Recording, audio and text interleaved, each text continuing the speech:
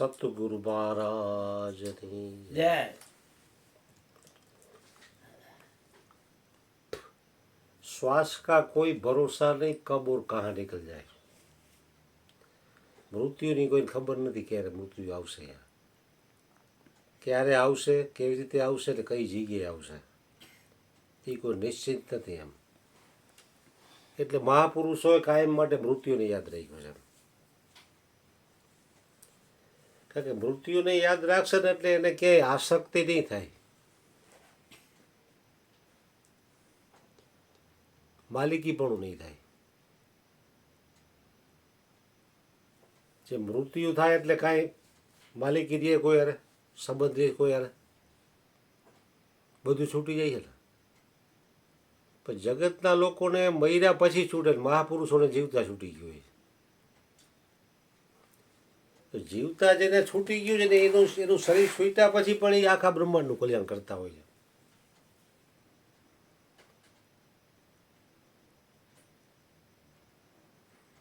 અનિત્યાણી શરીરાણી વૈભવો નૈવ શાશ્વત નિત્ય સન્નિહિતો મૃત્યુ કર્તવ્યો ધર્મ સંગ્રહ.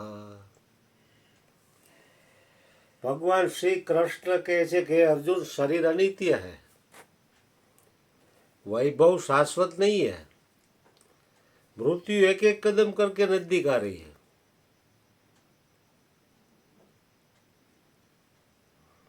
કેલેન્ડરનું એક પાનું ફાડો એટલે એક દિવસ ઓછો થયો. એક એક કરતા કરતા વર્ષે આખો ડટો પતી જાય, બીજો લઈ જાય આપણે. આમાં 65 ડટા આપણે ખાલી કરી નાખ્યા. ક્યાં ડટામાં આપણું છેલ્લું પાનું કયું છે આપણને ખબર નથી.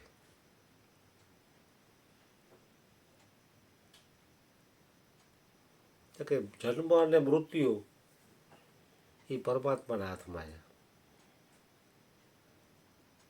મનુષ્યના હાથમાં નથી એમ.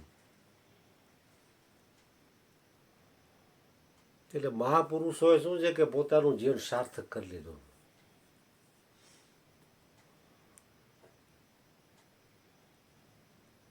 અને સત્સંગ વગર પોતાનું જીવન સાર્થક થાય એમ પણ નથી.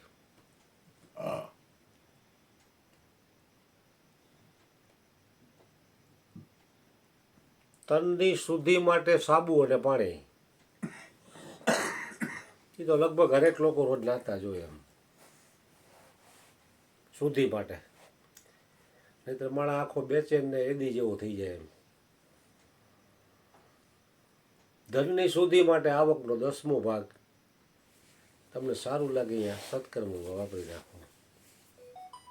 નહીં તો બધી જગ્યાએ બેઠો છે ગમે તે રીતે રહી જાય. આપણે મહેનત આપણે કરી, લાખ રૂપિયા આપણે ગમે 10,000 દઈ દેવા ધર્મદામાં ન દેવાયેલા, તો એ 10 ના 20 વ્યા જાય, ખબર ન પડે તમને વ્યા જાય. વાણંદના વાંકા હોય તો કોથળામાંથી કઈડે. તો આવકનો 10મો ભાગ પણ દાન કરનારા ઘણા હોય. અમુક લોકો ન કરતા, બાકી કરતા હોય એની રીતે. નાવામાં તો બધાય હોય, આમાં થોડીક ટકાવારી ઘટી જાય.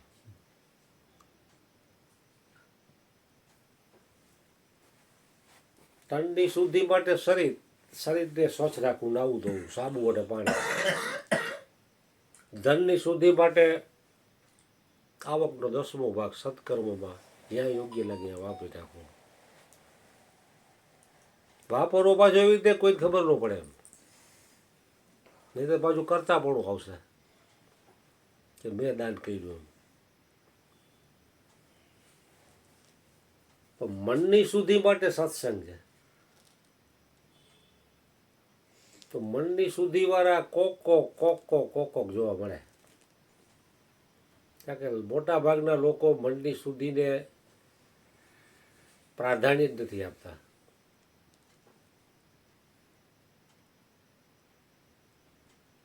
જગત આખું દુઃખી છે એનું એક કારણ એ પણ છે.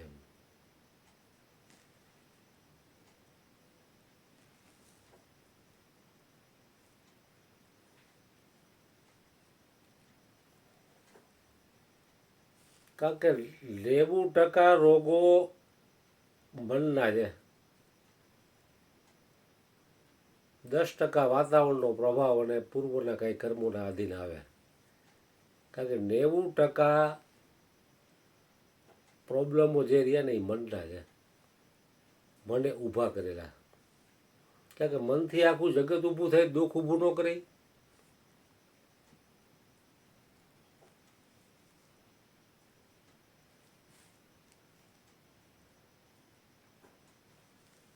જે છે એમાં સુખ શાંતિ આનંદ અને સંતોષ નથી એનું ચિંતન કરીને દુઃખ ઊભું કરવું એ મનનું કામ.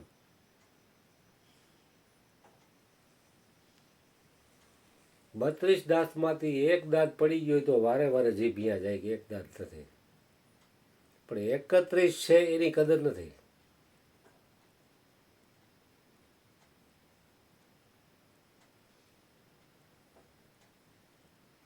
જે મળ્યું છે એ ગમતું નથી અને જે ગમે છે એ મળતું નથી, એટલે વ્યક્તિ દુઃખી છે. હરેક જીવાત્માને પરમાત્માએ એની યોગ્યતા કરતાં વધારે આપેલું છે, છતાં એને સંતોષ નથી.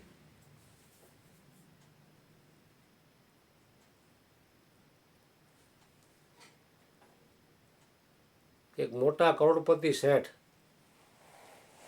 125 કિલો વજન, આવડી મોટી ફાન, ડાઇનિંગ ટેબલની બાપુ ક્યાંય જરૂર ન પડે, આખી ડીશ પડી હતી અહીંયા. ઘણી જાતની બીમારી, યાર નીંદર આવે નહીં. એક મહાત્મા પાસે ગયા કે બાપજી આ બધું પૈસા ટકે બધી રીતે સુખી છું, પણ સારું શરીરમાં પ્રોબ્લેમ છે, ઊંઘ આવતી નથી, ખાવાનું ભાવતું નથી અને શરીરે ઘટતું નથી, શું કરું? ટાઈમ ક્યાંય જતો નથી, હાલી શકતો નથી. તો કે એક કામ કરો, કેરમ લઈ લ્યો તમે, રહીને રાખો આમ કાંઈ કરી મારી મારી. તો કેરમ રમવાનું ચાલુ કર્યું, ટાઈમ કાઢવા હાટો. તો કેરમ આમ મૂક્યું નાના બાકડા ઉપર, તો ફાઇન એટલી કે નજીકની કાંકરી દેખાય નહીં અને આઘેની હટાય નહીં.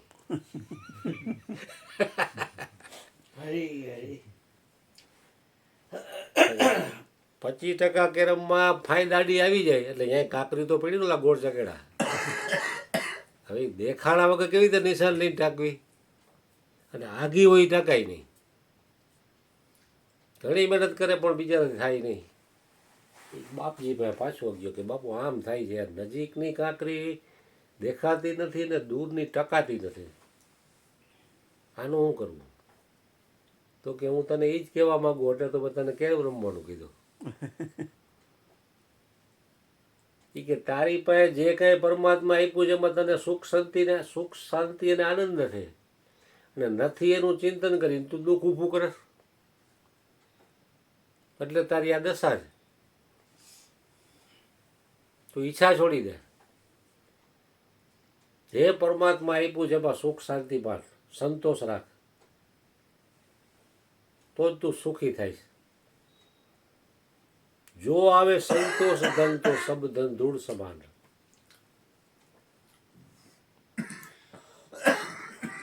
કારણ કે સંતોષ એમ આવું હેલો નથી, માની લે એટલો. સંતોષની મીઠાઈ લઈએ ગઈ કિલો એમ 500 રૂપિયાની, પણ સંતોષ આવો એમ માની લે એટલો સહેલો નથી.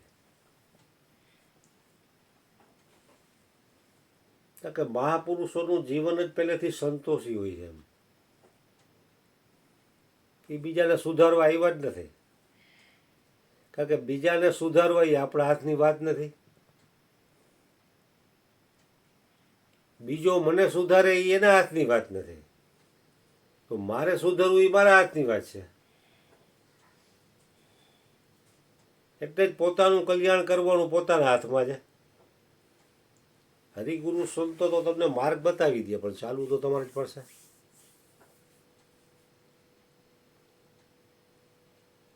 કારણ કે સાચો માર્ગ હરિગુરુ સંતો સિવાય કોઈ બતાવી શકે એમ પણ નથી. જગતના લોકોને તો એ ખબર નથી પોતાનું શ્રેય સેવા છે. એ તો ગેલાના માર્ગે હેલું જાય છે. હવે એનો તમે સંગ કરો તો એ તમને એ બાજુ જ ખેંચવાના.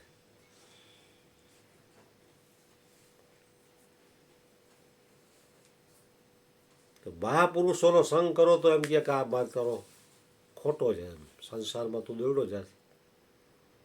પાછો વળ એટલે પ્રોત તારું પ્રીછ ને કોણ એવણીનો તું જાયો.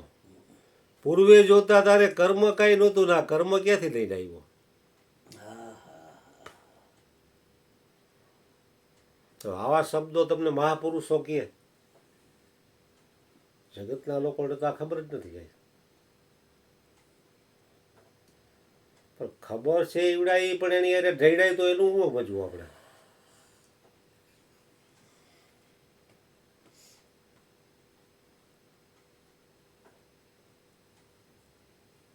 આપણે આટલા વર્ષો ત્યાં સત્સંગ કરતા હોય તો જેને કાંઈ ખબર નથી એના ભેગા આપણે પ્રવાહમાં ખેંચાઈ જાય ને આપણી લાઈનમાં એવડો ન આવે લ્યો, તો આપણું ભજન એટલું કાચું.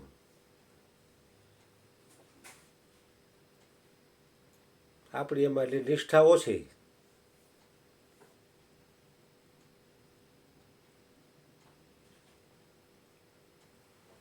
સ્વામિનારાયણ સંપ્રદાયમાં એક સંતના એક શિષ્ય થઈ ગયા દરબાર, 24 કલાક દારૂ પીએ, માથા ભરેલી સાપ, કોઈને માને નહીં.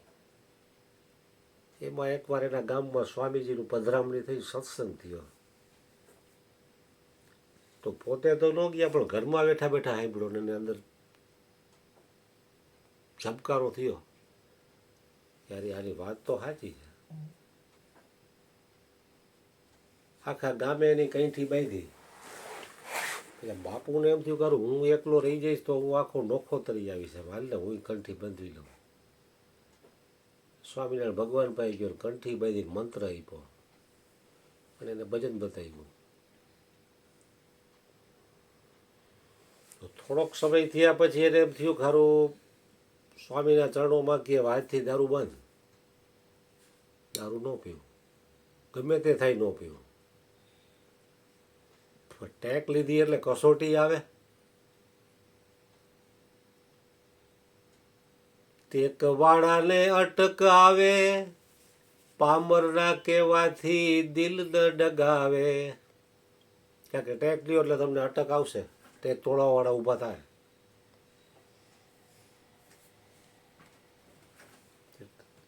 સ્વામિનારાયણના ચરણોમાં ટેક લીધી, 24 કલાક દારૂ પીવાવાળો માણસ એમ કે હું ન પીવું એટલે 1-2 મહિના ગયા અને બહારથી એના બીજા વેવાય વેલા આવ્યા, એના મિત્રો મંડળને લઈને આખું ફેમિલી 15-20 જણાનું. હવે આ અહીંયા જાય તો અહીંયા એ દારૂની મહેફિલ કરે, ઓલા અહીંયા આવ્યા એટલે કરવી પડે. જમીન બેઠા નહીં કે હવે દારૂ બહાર કાઢી ગયા, બાટલી ખોલી, એક પછી એક બધા હગાવાલા મીંડા પીવા. હાલે કે બાપુ લ્યો, તો કે હું નહીં પીવું. અરે તમારા તમે ન પીઓ તો અમે ન પી ગયા. આમ કે હાલે? મહેફિલમાં તમે બેઠા છો તમે એમ કહો હું ન પીવું, 24 કલાક પીવાવાળો માણસ એમ કે હું ન પીવું એટલે હું મારા આમ કે એક ઘૂંટ લ્યો, જાજો ન પીવો તો કે ના હું નહીં લો, મેં સ્વામિનારાયણની કંઠી બની મેં અહીંયા ટેક લીધી છે. તો લાગે અમારે તમારે સંબંધ પૂરા કરી નાખવા પડશે, અમે આ ડેલામાં પગ નહીં મૂકી. તો કે તમારે જે કરવું એ કરો, બાકી આ તો બનશે જ નહીં.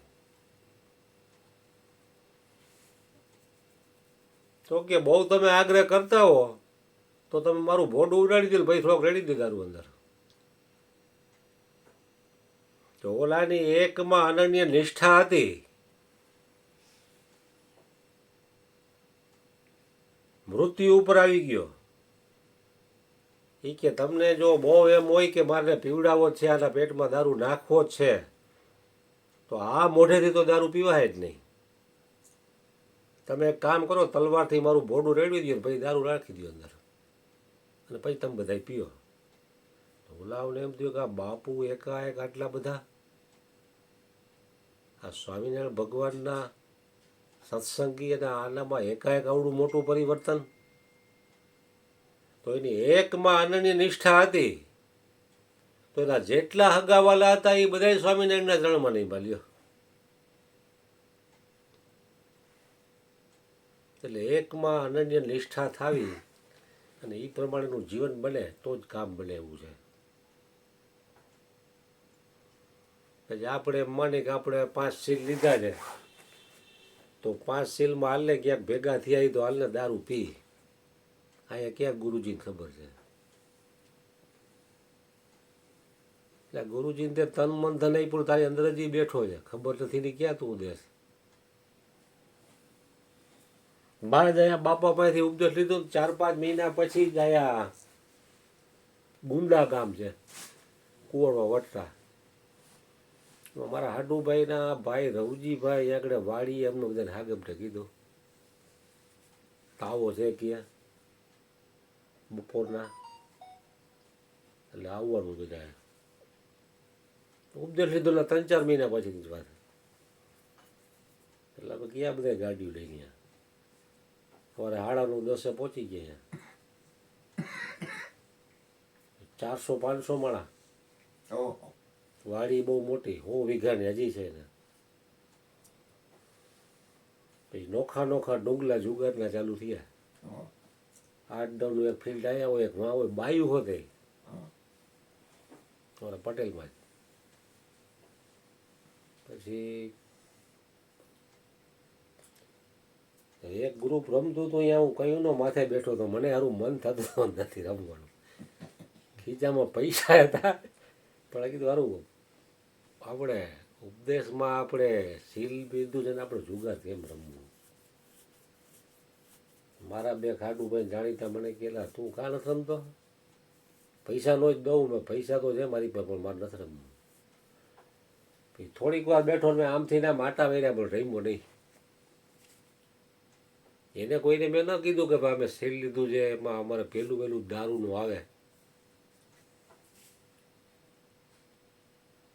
એને આપણે કંઈ વાત ન કરી દઈએ, પણ આપણને તો ખબર હોય.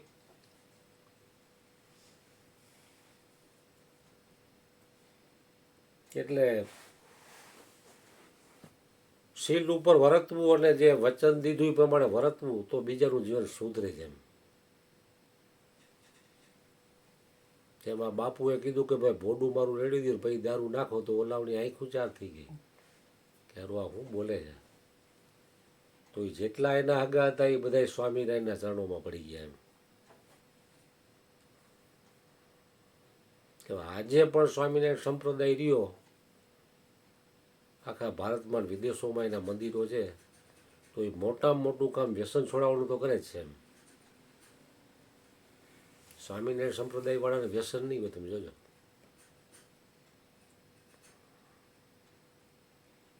સરકાર નથી છોડાવી શકતી કડક કાયદાઓ કરીને, તો એમનો એક સત્સંગથી છોડાવે એટલે એ કેવડી મોટી મહાપુરુષોની કૃપા ગણાય.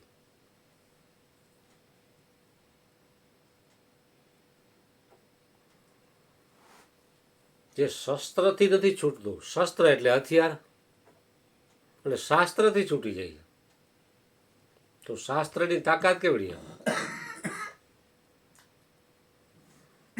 કારણ કે શસ્ત્રથી કોઈ દિવસ ક્યાંય આખા બ્રહ્માંડમાં શાંતિ નહીં આવે, વેરથી વેર વધશે જ.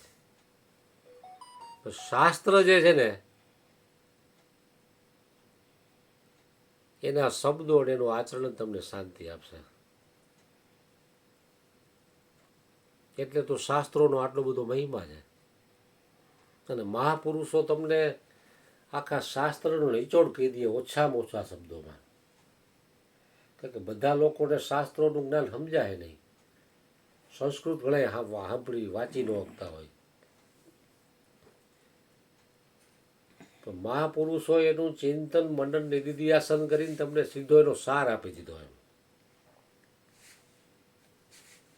આપણે અરજીત બાપાનો કહેતા હું ઘણા પંથમાં જઈવો, રામાપીરમાં, ઉગમ ફોજમાં, રવિ ભાણમાં, બધાયમાં કરીને એની સેવા કરું, સેવા કરીને એમાંથી જાણી લઉં. ભાઈ આપણને ઉપદેશ આપ્યો તો એને નથી કીધું મેં બધે ભટકજો એમ. એ બધા શાસ્ત્રોનો જે સાર છે બ્રહ્મજ્ઞાન એ આપણને આપી દીધો. એટલે એને જે મહેનત કરી આપણે કરવાની ન રહે એમ. તો એનું એ પ્રમાણે જીવન હતું. તો હજારો શિષ્યો કર્યા એને.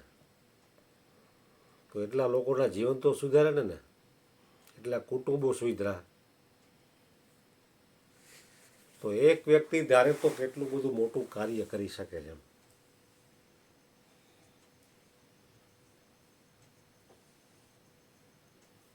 એટલે મહાપુરુષોનો તો હંમેશા સ્વીકાર ભાવ જ હોય. એ એના કોઈના દોષ નથી જોતા. એના શરણે આવે લોકો એમ કે બાપુ આ 24 કલાક દારૂ પી આ સેલ લે નહીં મૂકી નહીં શકે, તો એ એવું નથી વિચારતા એમ. એનો સ્વીકાર ભાવ.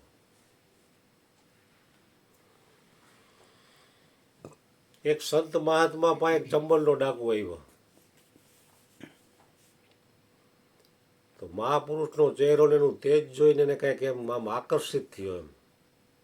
આવ્યો તો લૂંટવા માટે, પણ ચહેરો એવો પ્રભાવિત જોયો ને એના ચહેરાની પ્રસન્નતા ને આનંદ જોયો ને, યાર હું આટલા બધા ખૂન ખરાબા કરું છું, આટલું ધન છે, મારી આવડી હાક છે, તો આની જેમ તો મોજમાં હું રહી નથી શકતો.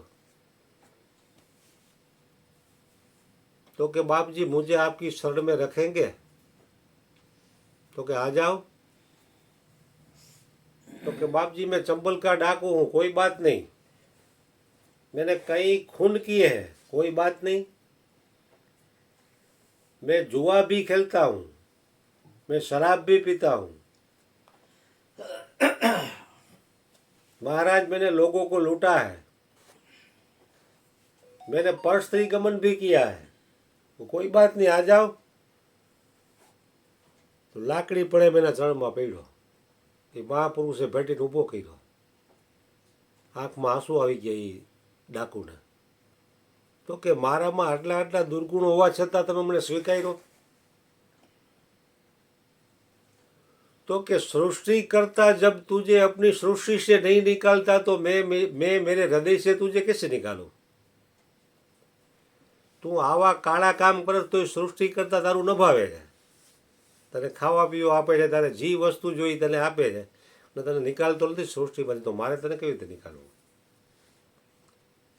નકર ડાકો ઉપર લાખો કરોડો રૂપિયાના ઇનામ હોય તો સરકાર નથી પકડી શકતી. અને જેલમાં નાખ્યા પછી જેલમાંથી ને ભાગી જાય છે. હવે આવા ખુખાર ડાકુને એક ઘડીનો સત્સંગ છે એ એનું કલ્યાણ કરી દે તો કેવડી તાકાત કહેવાય સત્સંગની. सत्संग की एक घड़ी में आधी में पुनि आध, तुलसी संगत साध की कटे कोटि अपराध. तो सत्संगનો મહિમા કેટલો કહેવાય.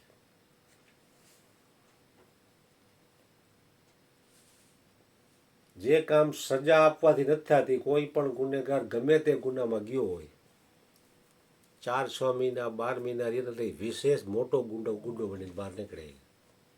કારણ કે જેલમાં જાવ એટલે અહીંયા ઘણા પ્રકારના ગુનેગારો હોય, એની યારે તમારે રહેવાનું, એટલે એનો સંગ થયો તમને, એટલે હોય ને એના કરતાં એ હોશિયાર ગુંડો થઈને બહાર નીકળે. મહાપુરુષોમાં એવો પ્રેમ છે કે એ ગમે એને વશ કરી દે છે. જંગલના હિંસક પ્રાણીઓ સિંહ પણ એને વશ થઈ જાય છે, તો માણસ શું?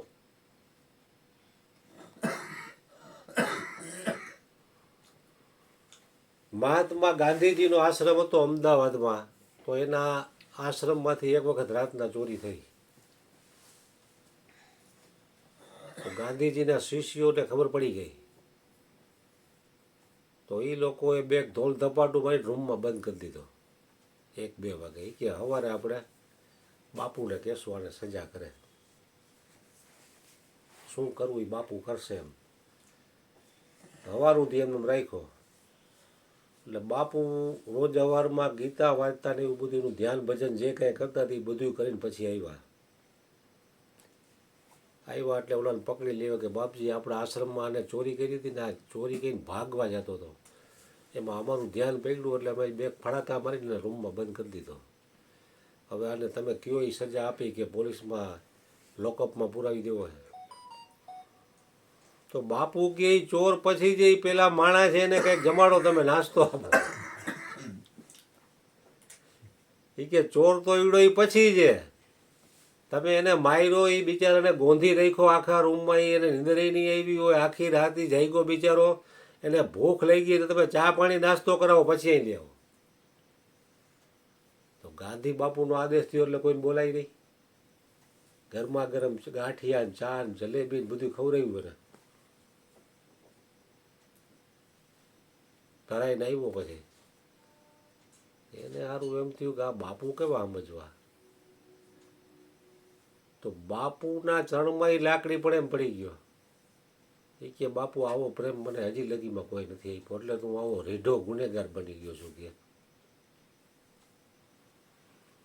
કે આજથી હું ચોરી નહીં કરું. અને આ જીવન માટે બાપુનો શિષ્ય બની ગયો. નહીં તો એને તમે પોલીસમાં ફરિયાદ કરીને પકડાવો તો શું થાય? પોલીસવાળા બે ડંડા મારે, રિમાન્ડ ઉપર લે, 4-6 મહિના કે 2 મહિના જેલ મારીને એને કોઈક જામીન ઉપર છોડાવી લે. તો આ જીવન એને ચોરી કરવાનું મૂકી દીધું. એટલે આચરણવાળા મહાપુરુષોના શબ્દો છે ને એ સામેવાળાનું જીવન પરિવર્તન કરવાની તાકાત ધરાવે છે.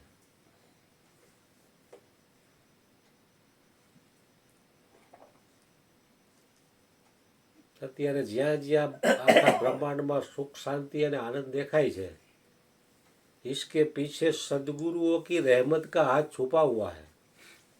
એટલે આટલી શાંતિ ન હોય. એટલે સદગુરુ મહારાજને હૃદયથી પ્રાર્થના કરી દઈ કે આવો ને આવો સત્સંગ અમારા હૃદયમાં કાયમ માટે પ્રગટ થતો રહીએ, એવી સદગુરુ મહારાજ અમારી ઉપર કરુણા વરુણા કરજો. સતગુરુ મહારાજની જય. બાર બાર